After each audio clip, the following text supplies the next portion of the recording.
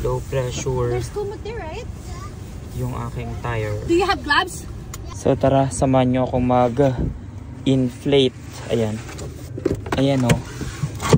Meron akong pang-inflate ng gulong. Ayan. So isi-set mo na. Set mo na siya. I think ito ate yung malambot.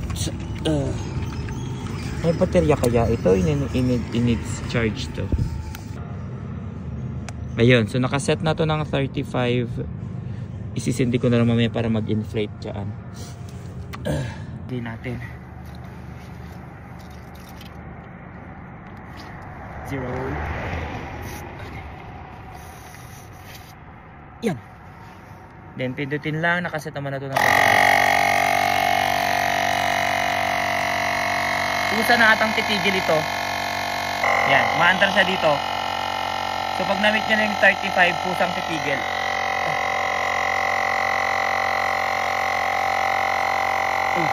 Malamig na dito. Kaya dito sa amin, normal lang na bumababa yung pressure ng tires namin. Lalo sa winter, talagang bababa siya. Kaya dapat palagi din nakamonitor. Buti na lang kasi nag-a-appear dun sa monitor ng sakyan ko na bumaba siya. Napaka-useful. Siguro i-inflate ko lahat. I-inflate ko lahat ng gulong para sure na 35 lahat. Pag lumalamig, lalo dito mag-winter na, bababa yung mga pressure niyan.